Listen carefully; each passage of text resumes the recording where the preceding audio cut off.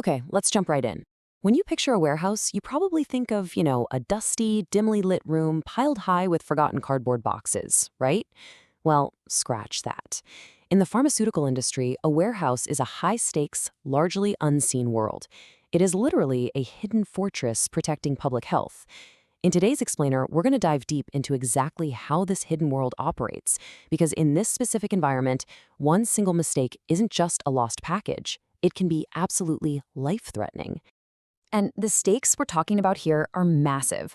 To put it into perspective, according to data from the European Medicines Agency, the EMA, roughly 30% of all drug recalls in the EU are directly linked to failures in storage or distribution. 30%? Think about that for a second. A drug could be manufactured absolutely perfectly, passing every single test, but then completely ruined before it ever reaches the patient, just because of how it sat on a shelf or rode in the back of a truck. And you know what? The pressure on this supply chain is only ramping up. Over 50% of the new biological medicines hitting the market today require incredibly strict cold chain storage. We are talking about a rigid, absolutely unforgiving window of just 2 to 8 degrees Celsius. If these highly sensitive and not to mention incredibly expensive treatments fall outside of that tiny temperature band, they can lose their efficacy entirely. And the scariest part? A lot of the time, no one can even tell just by looking at the vial. Because of that, the financial fallout from this unseen battle is just staggering. We are looking at an estimated 4.2 billion euros in annual medicine waste across Europe alone. Let that sink in. And a massive chunk of this is directly attributable to storage breaches.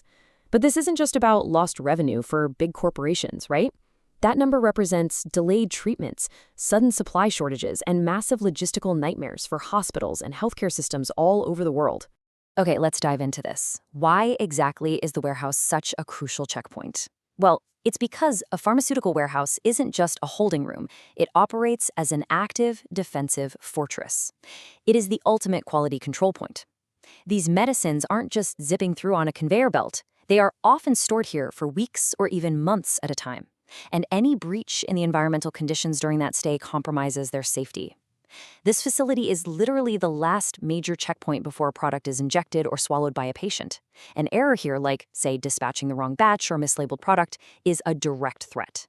So it's really no wonder that regulatory inspectors are hyper-focused on these facilities as areas of incredibly high risk. So this is exactly where the regulatory shield comes into play, specifically something called Good Manufacturing Practice, or GMP for short. Essentially, GMP is the system of processes, procedures, and documentation ensuring that pharmaceutical products are consistently produced and controlled. Its entire reason for existing is to prevent patient harm. It ensures every single batch meets its specific identity, potency, purity, and quality specs. It's mandatory across the entire supply chain, and it absolutely underpins all the specific rules for distribution.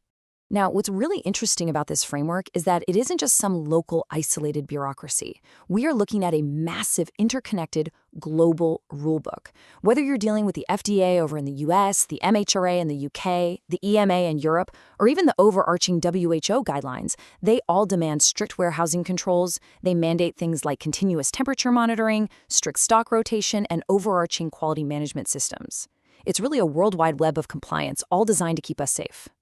But we do have to make a really important distinction here, because making the drug and moving the drug are two entirely different things, even though they both exist to protect the patient.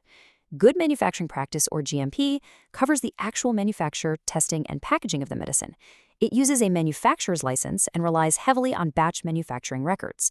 Now, on the flip side, we have good distribution practice, or GDP. GDP covers the storage, handling, and distribution of those medicines after they're made.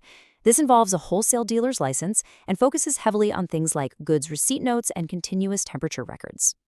So, where exactly does the warehouse fit into this giant regulatory puzzle? Well, right in the middle. The warehouse operates exactly at the interface where GMP and GDP meet. And depending on the specific site, both sets of requirements can actually apply simultaneously. It acts as the ultimate bridge. It's where the highly controlled manufacturing process officially ends and the equally critical distribution journey begins. So the crucial point we need to understand is the sheer cost of noncompliance. When these rigid controls fail, the real-world fallout is just catastrophic. First and foremost, obviously, patient safety is compromised.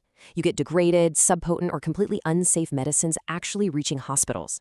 Then comes the swift regulatory action. We're talking warning letters, complete site suspensions, or even Class 1 public recalls, which are the absolute most serious kind. And finally, the business impact. That's where we see that 4.2 billion euro waste, totally ruined reputations, massive legal liabilities, and named responsible persons literally being held personally accountable for the failure. To really drive this home, the source material provides a terrifying real-world example of how fast things can go wrong. Let's walk through this timeline of an actual EU cold chain failure in Central Europe. So overnight, a compressor fault develops in a 2 to 8 degrees Celsius refrigerated unit that's storing insulin. But because there were no automated out-of-hours alarms, this fault goes entirely undetected for 9 long hours until the morning shift finally arrives. For 6 of those hours, the internal temperature spiked all the way up to 14 degrees. In the absolute most terrifying part, before anyone even realized the data logger had recorded a problem, 2,400 units of this compromised insulin were successfully dispatched to 12 different hospital pharmacies. And this brilliantly illustrates what happens next, because the immediate, heavy hammer of regulatory enforcement fell incredibly fast. The fallout for this wholesale distributor was severe. A Class 2 product recall had to be initiated immediately to claw back all 2,400 units of that insulin. Regulators issued a grounds for suspension notice on the spot. The responsible person for the site was summoned to appear directly before an inspection panel to explain the failure, and the company was forced to commission an independent audit entirely at their own cost. Complete chaos, literally all stemming from one single broken compressor. One of the most striking key learnings from the official investigation was this realization. Automated temperature alarms and a written out-of-hours escalation procedure would have reduced the excursion window from 9 hours to under 30 minutes. That is the incredible reality of this industry. A simple, documented standard operating procedure and a functioning automated alarm system is literally the difference between a routine 30-minute maintenance fix and a massive life-threatening supply chain disaster. So, as we wrap up this explainer, I want you to really think about the last medicine you took. Maybe it was just a simple headache pill, or perhaps it was a life-saving biologic. How secure do you think its journey was before it reached your hands? Did it pass safely through the unseen fortress of the pharmaceutical supply chain, perfectly monitored every single second of the way? It is an incredible, high-stakes logistical ballet happening all around us every single day, and our health depends entirely on it never missing a step.